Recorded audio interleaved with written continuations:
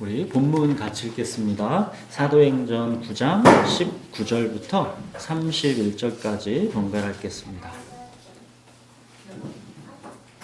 사도행전 9장 19절부터 31절까지입니다. 사울이 다메섹에 있는 제자들과 함께 며칠 있을새 즉시로 각 회당에서 예수가 하나님의 아들이심을 전파하니 듣는 사람이 다 놀라 말하되 이 사람이 예루살렘에서 이 이름을 부르는 사람을 멸하려던 자가 아니냐, 여기 온 것도 그들을 결박하여 대제사장들에게 끌어가고자 함이 아니냐 하더라. 사울은 힘을 더 얻어 예수를 그리스도라 증언하여 다메섹에 사는 유대인들을 당혹하게 하니라. 여러 날이 지남에 유대인들이 사울 죽이기를 공모하더니 그 계류가 사울에게 알려지니라. 그들이 그를 죽이려고 밤낮으로 성문까지 지키거늘 그의 제자들이 밤에 사울을 광주리에 담아 성벽에서 달아내리니라. 사울이 예루살렘에 가서 제자들을 사귀고자 하나 다 두려워하여 그의 제자들을 믿지 아니하니 바나바가 데리고 사도들에게 가서 그가 길에서 어떻게 주를 보았는지와 주께서 그에게 말씀하신 일과 다메섹에서 그가 어떻게 예수의 이름으로 담대히 말하였는지를 전하니라.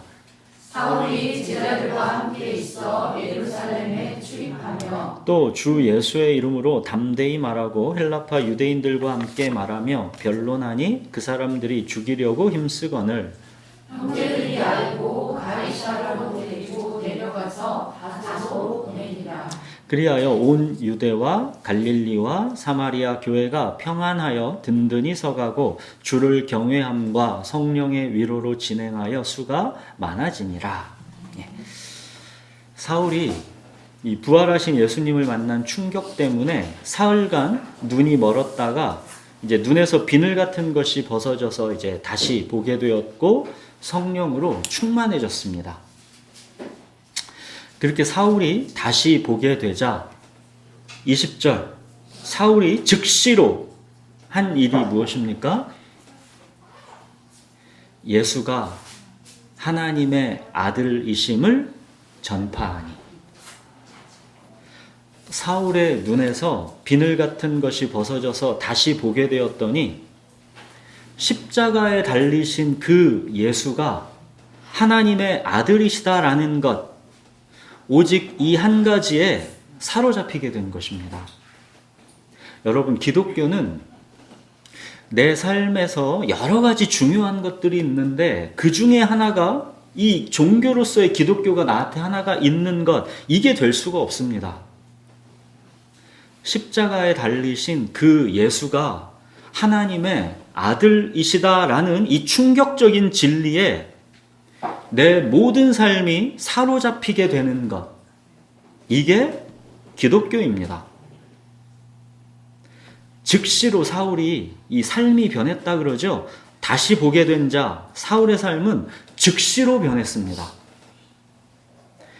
여러분, 예수 믿는 자들을 잡아 죽이기에 살기가 등등했던 사람이 어떻게 이렇게 즉시로 그 예수가 하나님의 아들이다라고 전파하고 다닙니까? 왜 그렇습니까? 보았기 때문입니다. 십자가에 달려 죽은 그 예수가 부활하셔서 하나님의 아들로 자기에게 나타나신 것을 사울이 보았기 때문입니다.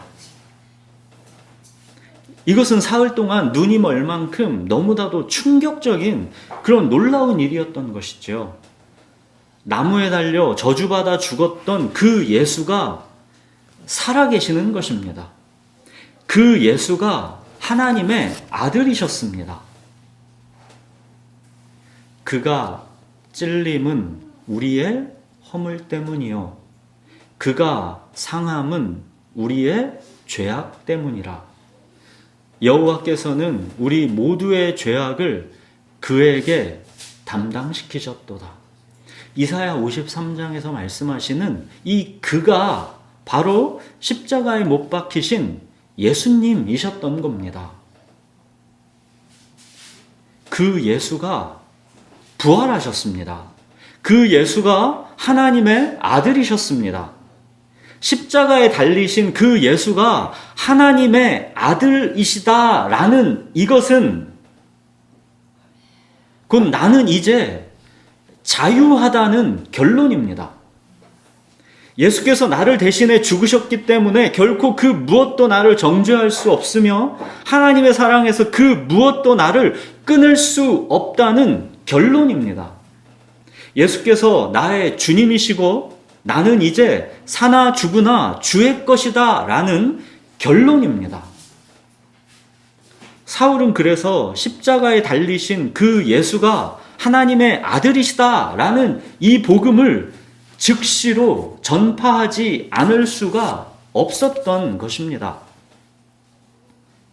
하나님의 아들이신 예수께서 나 위에 죽으셨고 다시 부활하심으로써 내가 죄와 죽음의 법에서 해방돼서 자유케 되었음을 선포하셨는데 누가 나를 정죄할 수 있습니까? 누가 하나님의 사랑에서 나를 끊을 수가 있습니까? 예수 때문에 살아가고 예수 때문에 찬양하고 예수 때문에 완전하고 예수 때문에 사함받고 예수 때문에 행복하고 예수 때문에 의롭고 예수 때문에 이게 복음입니다. 이제 예수님이 나의 목자시요 주님이십니다.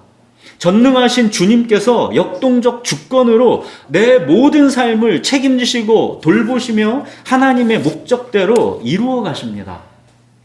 그렇기 때문에 실제적으로 내 삶에는 아무것도 염려하고 두려워할 것이 없습니다. 주님과 함께 영원한 생명을 이미 살아가고 있기 때문에 죽는 것조차도 나에게 유익인 그런 삶. 이것이 예수님이 나의 목자시요 주님이신 삶입니다. 여러분, 이 복음 때문에, 예수 때문에 사울은 다시 보게 되자마자 즉시로 전파하지 않을 수가 없던 겁니다. 예수는 하나님의 아들이시다. 그랬더니 듣는 사람들의 반응이 어땠습니까? 21절 보십시오. 듣는 사람이 다 놀라 말하되 이 사람은 예루살렘에서 이 이름을 부르는 사람을 멸하려던 자가 아니냐? 여기 온 것도 그들을 결박하여 대제사장들에게 끌어가고자 함이 아니냐? 유대인들이 보기에는 변절자도 이런 변절자가 없는 것이죠. 어떻게 사람이 하루아침에 이렇게 변절할 수가 있단 말입니까? 누가 사울을 죽음으로 위협한 것도 아닌데 사울은 어떻게 이렇게 하루아침에 그동안 충성했던 유대교를 배신할 수 있단 말입니까?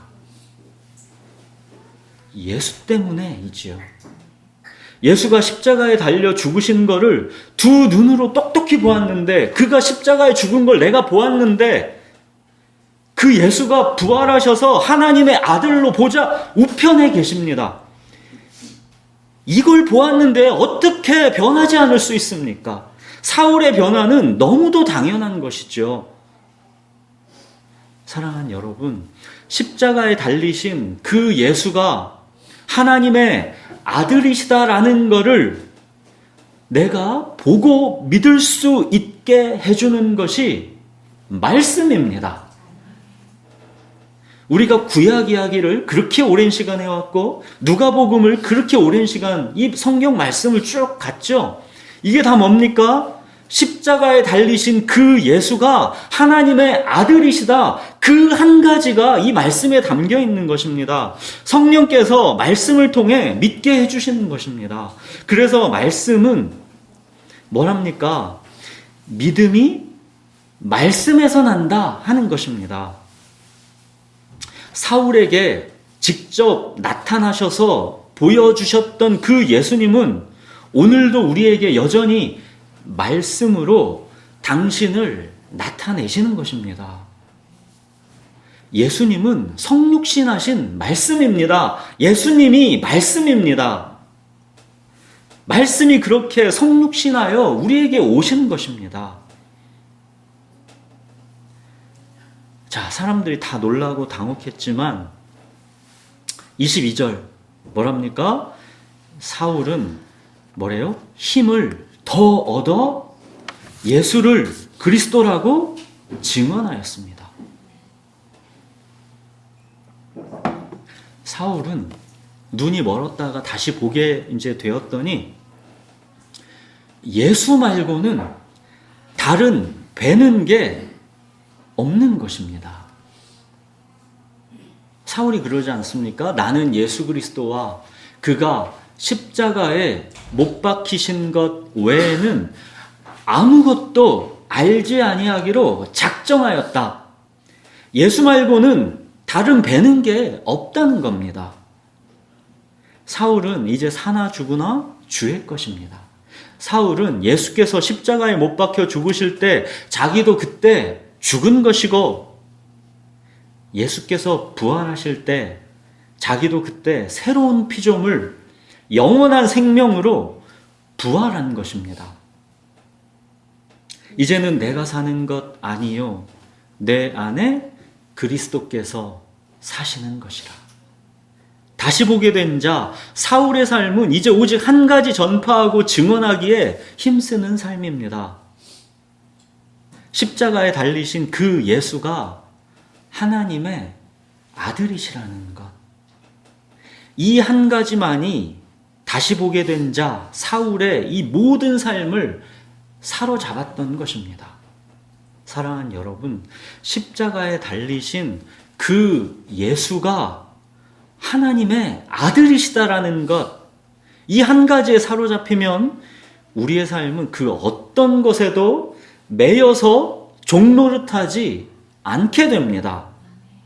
생각해 보십시오. 나 위에 죽으신 예수가 하나님의 아들이십니다. 누가 능히 하나님께서 택하신 자들을 정죄합니까? 죽으셨을 뿐만 아니라 다시 살아나셔서 하나님 우편에 계시며 우리를 위하여 간구하시는 분, 그분이 하나님의 아들 예수 그리스도이십니다. 누가 우리를 그리스도의 사랑에서 그런데 끊을 수가 있겠습니까? 우리 삶에 고난이 있을 것이지만 이 모든 일에 우리를 사랑하시는 이로 말미암아 우리는 넉넉히 이깁니다. 자, 이렇게 이제 사울이 예수 그리스도께 사로잡힌 바 되었더니 이제 23절 유대인들이 이제 사울을 죽이기로 공모합니다.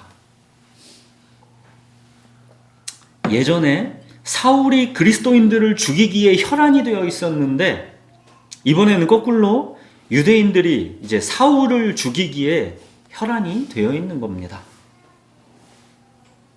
유대인들은 사울을 죽이려고 사울이 그 성을 못 빠져나가게 밤낮으로 이 성문까지 지켰습니다. 그래서 사울의 제자들이 밤에 사울을 이제 광주리에 담아서 성벽에서 달아내려서 그렇게 이제 가까스로 도망갔습니다.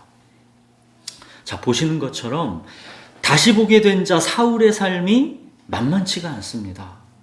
예수님이 이미 예고하셨던 대로 고난의 길입니다. 지난주 16절 보십시오. 그가 내 이름을 위하여 얼마나 고난을 받아야 할 것을 내가 그에게 보이리라. 자, 그렇게 사울이 이제 다메섹에서 쫓겨 도망쳐서 향한 곳이 어디입니까? 26절 사울이 어디로 갔대요? 예루살렘으로 가서. 사울은 고난이 없는 곳으로 숨어 들어가지 않았습니다. 심장부 예루살렘으로 직행합니다.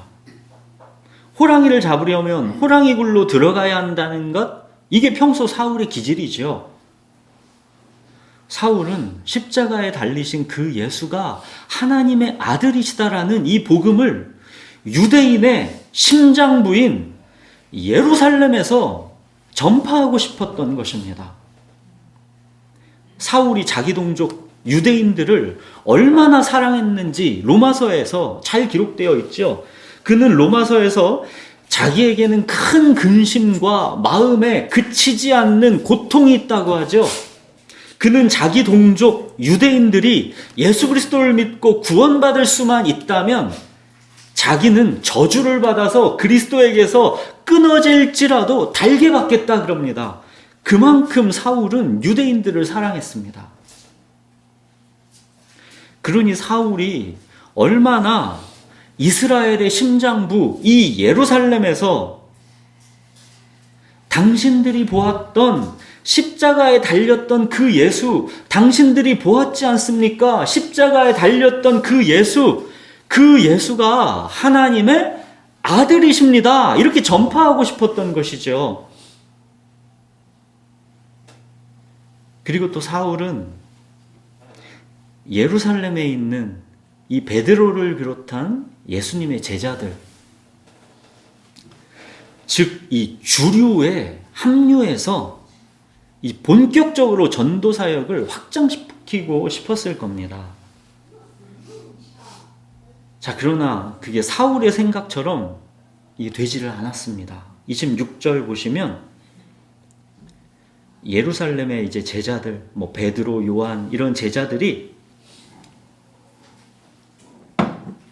여전히 사울이 뭐래요? 두려웠고 그가 예수님의 제자가 되었다는 것을 도저히 믿을 수가 없었습니다.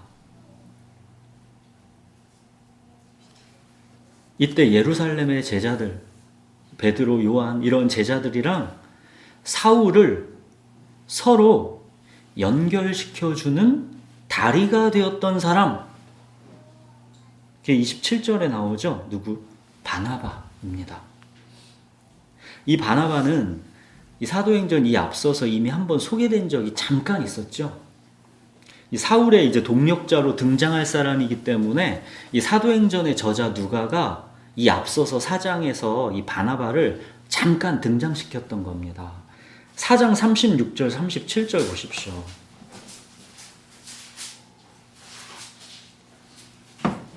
이 4장 36절 37절에 거기에 이제 바나바가 뜬금없이 갑자기 나오죠.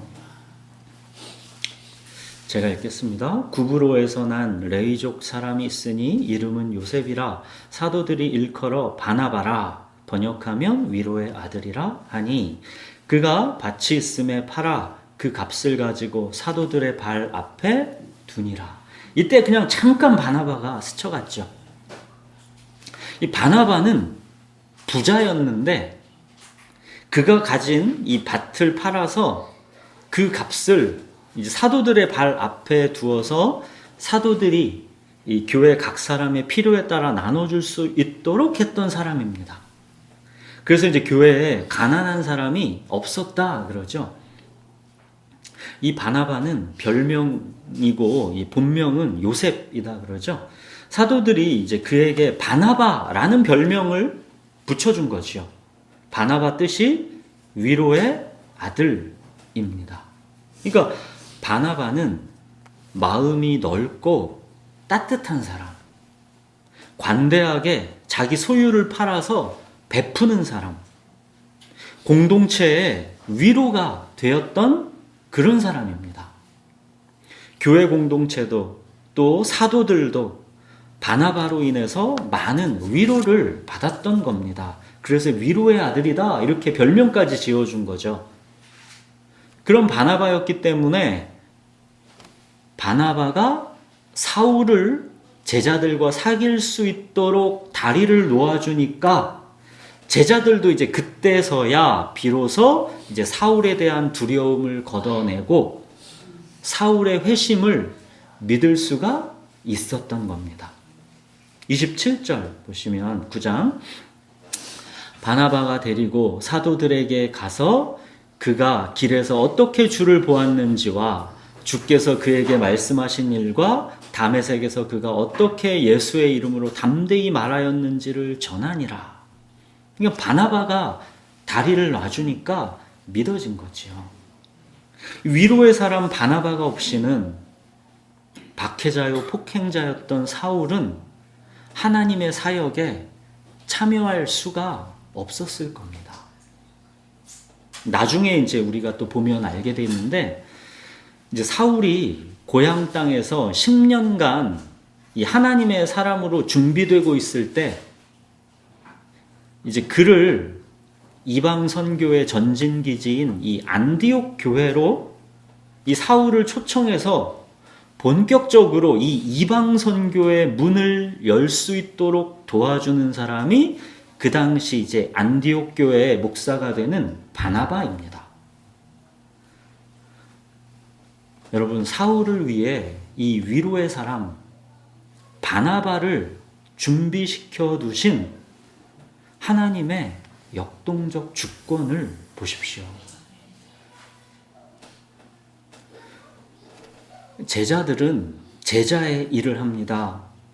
베드로, 요한, 야고보, 제자들은 제자의 일을, 또 바나바는 또 바나바대로 바나바의 일을 합니다.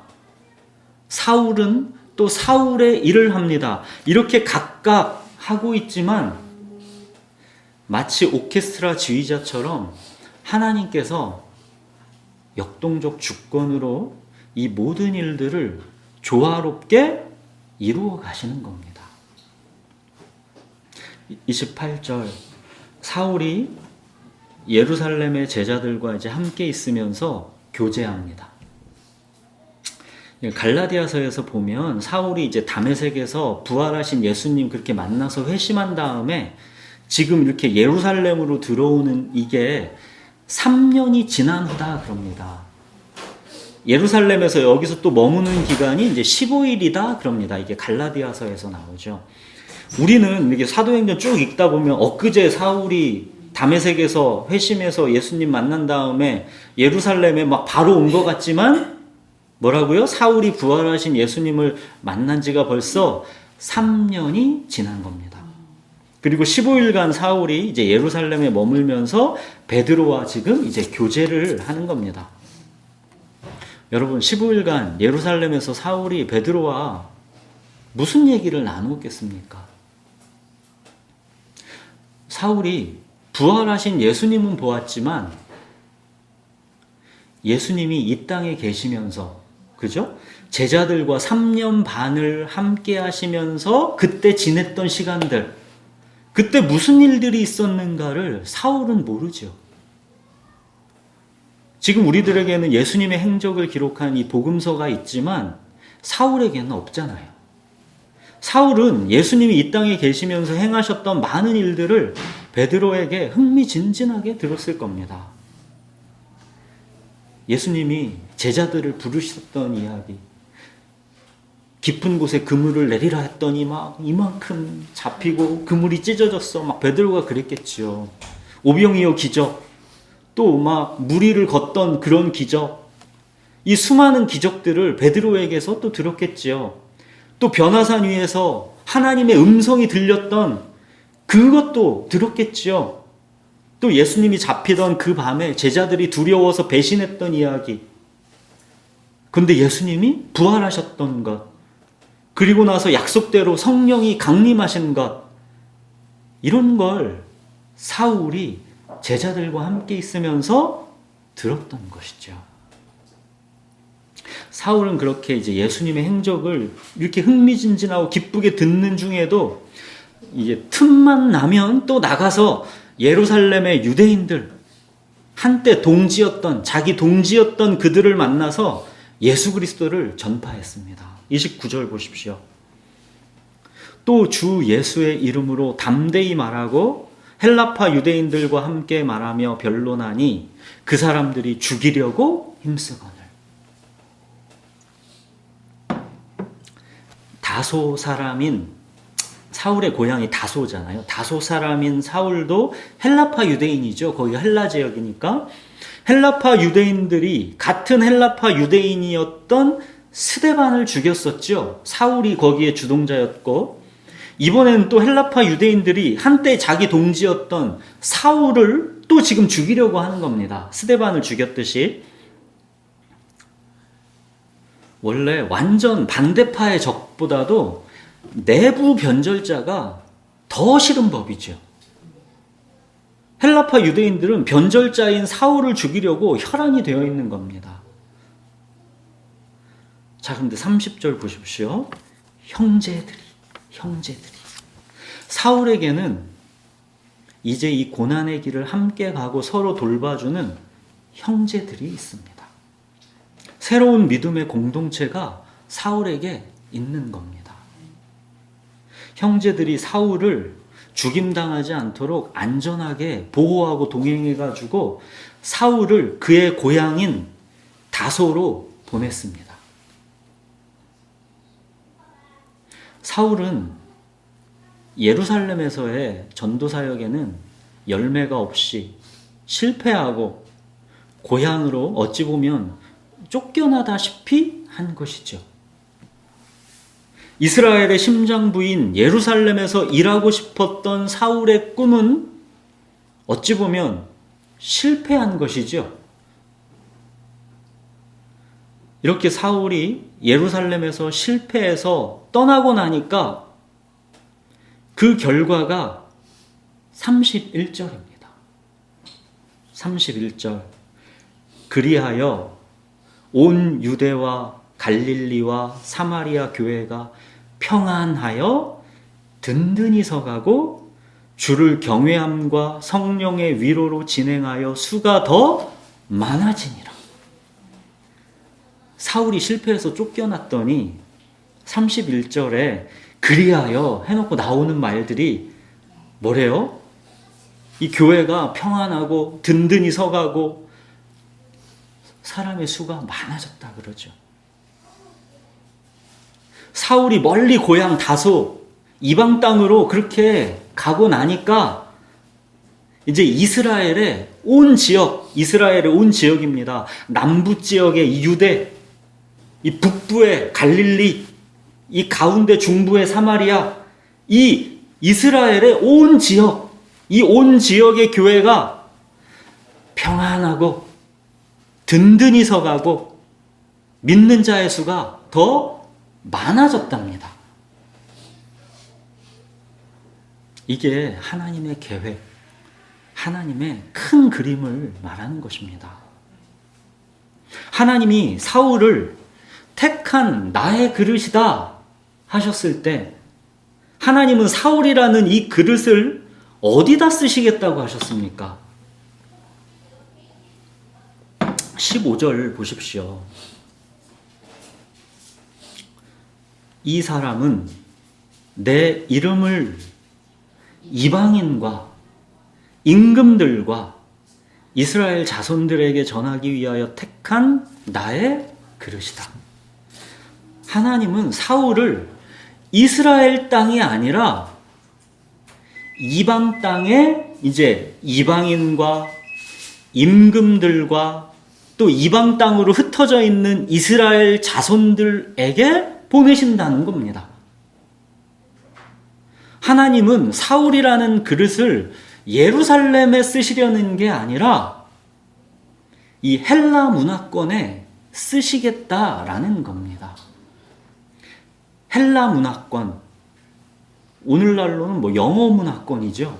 이 헬라 문화권 전 지역으로 복음이 전파되고 그래서 땅 끝까지로 복음이 퍼져가게 하는 일, 그 일에 이제 사울이라는 그릇을 하나님은 쓰시려는 것입니다. 사울은 이 심장부 예루살렘에서 뭔가 승부를 보고 싶었지만 하나님은 아니라는 겁니다. 나는 너를 다른 데 쓸 때가 있다는 겁니다. 그릇을 어디에 쓰는가는 토기장이이신 하나님의 주권인 것이지요. 갈라디아서에서 사울이 그러죠. 베드로에게 역사하사 그를 할례자의 사도로 삼으신 이가 또 내게 역사하사 나를 이방인의 사도로 삼으셨느니라. 베드로는 유대인들의 사도라는 겁니다. 사울 자기는 이방인의 사도라는 겁니다. 하나님께서 그렇게 부르셨다라는 겁니다. 하나님은 사울을 이방인의 사도로 삼으신 겁니다. 땅 끝까지 이방인의 이 헬라 문화권까지 예수 그리스도를 전파할 사람으로 하나님은 사울을 택하여 부르신 겁니다. 이 사울이라는 사람은 헬라 문화권인 이방 땅, 이 다소에서 태어난 사람이죠. 헬라 철학과 문화에 익숙했고 그 당시 공용어였던 이 헬라어에도 당연히 능통했던 사람이죠. 그는 태어나면서 이미 로마 시민권까지 갖고 있던 그런 사람입니다. 사울은 율법에 흠이 없던 바리새인 중에 바리새인, 히브리인 중에 히브리인이면서 동시에 헬라 문화권에 익숙한 국제인이었던 겁니다. 이 사람은 내 이름을 위하여 이방인과 임금들과 이스라엘 자손들에게 전하기 위하여 택한 나의 그릇이다. 보십시오. 사울이야말로 가장 적임자 중에 적임자인 거죠. 생각해 보십시오. 베드로가 이방인들에게 어떻게 복음을 전할 수가 있겠습니까? 헬라어도 못했을 텐데. 거기다가 일반 백성들도 아니라 임금들에게는 어떻게 전할 수 있겠습니까? 임금들에게. 그러나 사울은 우리가 이제 앞으로 이제 사도행전에서 보게 되겠지만 이방인들은 물론 정말로 이 임금들에게까지 예수 그리스도의 복음을 이 사울이 전파하게 됩니다. 이 모든 게 하나님의 계획, 하나님의 큰 그림, 이 하나님의 역동적 주권인 것입니다. 예루살렘에서의 사울의 쫓겨남, 사울의 실패가 하나님의 실패가 아니라는 겁니다. 지금 사울은 심장부 예루살렘에서 그토록 승부 보고 싶었지만 이곳 예루살렘에서 쫓기듯 고향 땅 다소로 보내졌습니다. 그리고 고향 땅 다소에서 10년간을 있었는데 그때 이제 어떤 일들이 있었는지는 성경에는 기록이 없습니다. 토기장이신 하나님은 이 택하신 사울이라는 이 그릇을 본격적으로 쓰시기 위해서 굽히시고 깨뜨리시고 빚어 가시는 겁니다. 이 사람은 내 이름을 이방인과 임금들과 이스라엘 자손들에게 전하기 위하여 택한 나의 그릇이다. 하나님의 정하신 목적은 하나님의 역동적 주권으로 하나님이 이루어 가신 겁니다. 이 사람은 내가 택한 내 그릇이다. 이 사람은 내 사람이다. 그렇게 말씀하시기 위해서 하나님은 그 택하신 그릇을 굽히시고 깨뜨리시고 빚어 가시는 겁니다. 그렇게 굽히시고 깨뜨리시고 빚어 가시는 그 과정을 통해서 어느새 우리는 내 이름, 내 색깔 이게 이제 지워지는 것이고 누가 봐도 예수 그릇이다. 이렇게 되어가는 겁니다. 여러분 다시 보게 된 자, 이 사울의 인생을 보십시오. 그는 예수 그리스도 이 한 가지 표대를 향해 달려가는 인생을 살았습니다. 그리고 그 인생은 그를 택하신 하나님의 손에 모든 게 있었습니다. 하나님은 사울이라는 그릇을 하나님의 목적을 위하여 택하셨고 그 목적을 이루시기 위해서 하나님은 사울이라는 그릇을 굽히시기도 하시고 깨뜨리시기도 하시고 그렇게 하면서 하나님이 빚어가신 겁니다. 여러분 이게 우리 그리스도인 다시 보게 된 자들의 인생입니다. 우리는 나 위에 죽으시고 부활하신 예수가 그리스도시요 하나님의 아들이시다라는 이 한 가지에 사로잡힌 사람들입니다. 전능하신 주님께서 역동적 주권으로 내 모든 삶을 책임지시고 돌보시며 하나님의 목적대로 이루어 가십니다. 전능하신 주님이 나의 목자이시기 때문에 내게는 부족함이 없습니다. 주님께서 우리 인생을 굽히시고 깨뜨리시고 주님께서 택하신 목적을 이루기 위해 빚어 가십니다. 여러분 아무것도 염려하거나 두려워하지 마시고 모든 삶을 전능하신 주님께 맡기십시오.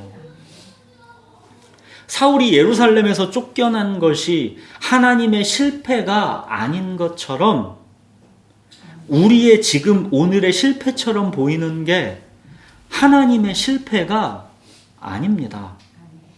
시작하신 이가 마치는 날까지 이루실 것입니다. 사랑하는 여러분, 십자가에 달리신 그 예수가 하나님의 아들이십니다. 여러분, 그러면 모든 게 끝난 겁니다. 십자가에 달리신 그 예수가 하나님의 아들이시다라는 것, 이거는 모든 걸 끝내는 겁니다. 그래서 예수님이 다 이루었다 하신 겁니다. 예수께서 우리의 주님, 우리의 목자이시기 때문에 우리는 부족함이 없습니다. 우리는 아무 염려할 것이나 두려워할 게 없습니다. 우리에게는 실패할 자유가 있습니다. 왜요? 하나님은 실패하시지 않기 때문입니다. 우리는 안전합니다. 우리 눈에 비늘 같은 것이 벗어져서 십자가에 달리신 그 예수가 하나님의 아들이시다라는 것을 보게 된 자는 오직 예수께 사로잡혀 예수 때문에 살아가게 됩니다.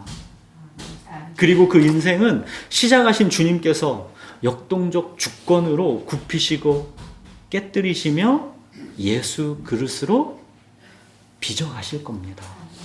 여러분 모두가 이 눈에 비늘 같은 것이 벗어져서 다시 보게 된 자의 삶을 살게 되시기 바랍니다. 예수께 사로잡혀 예수 때문에 살아가는 삶, 예수 그릇으로 빚어져 가는 삶을 살아가시는 그 복을 받게 되시기를 축복합니다. 기도하겠습니다.